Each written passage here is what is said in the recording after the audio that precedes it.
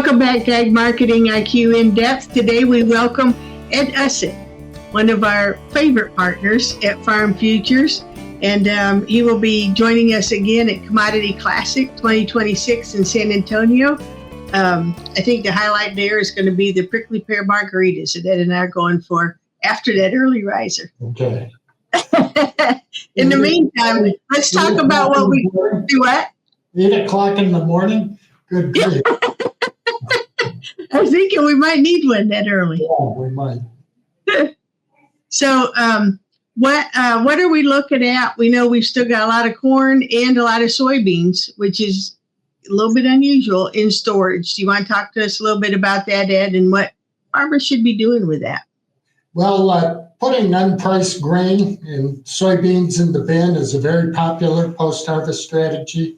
I'll tell you what I've been talking about as I've traveled around the last couple of weeks. I'm pointing at a chart of soybean prices, cash prices. And over the last 7 weeks, we've been as much as $1.30 or off of its harvest lows, like in mid-October. I'm talking southern Minnesota numbers. We got as high as $10.30, $10.40 a bushel.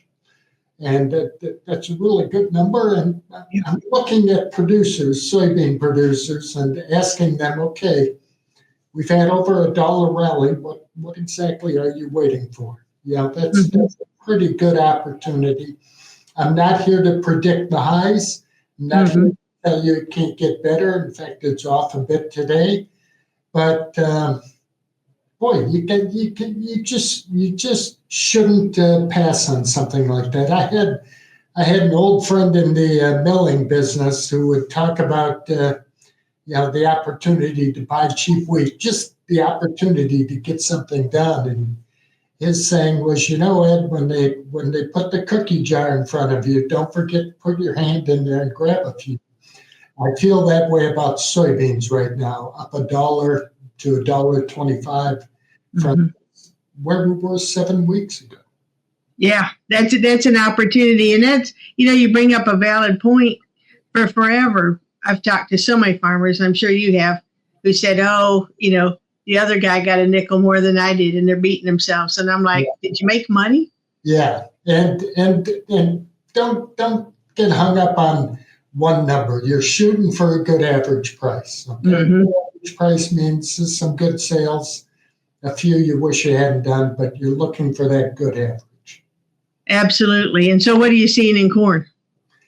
Corn, not much of a rally there, although I'm looking at new crop. I'm thinking of this, the regrets producers have when they grow. Last week I was in Pierre, South Dakota, at the Ag Horizons Conference, and I meet a producer I've met several times when I've been to Pierre, and he said, geez, Ed, I'm probably wrong, but I priced some new crop corn for 2026. And I said, and he's kind of reluctant about it. I think I might be wrong. I'm probably wrong, And I said, I hope you are wrong. I hope you are wrong. You want the price to keep going up, but you make a sale because it might not keep going up. So you have to play. You're looking for that good average. So he's smart. By the time I give him a harangue him for a minute, he's smiling. He realizes that's right. You want to be wrong. You want your first sale to be the worst, just like these old crop soybeans. Well, I hope you get something sold and we go up another $1. That would be wonderful. Absolutely. And so while you're getting rid of what you've already got in the bin, we need to already be thinking about what we're going to put in the bin next year, too. What should they be doing to get ready for 26 sales? Well, I'm looking at December 26 corn, somewhere $4.60, $4.65 today. I've got a $5 minimum for a starting point, so we're still 35 cents away. I won't hold fast to that when we get out to next spring. But right now, it's mid-December, not even mid-December. So I can be patient. I'll stick with that. If someone wanted to get a little bit sold, wouldn't be the worst thing in the world. November futures for soybeans around the $11 mark.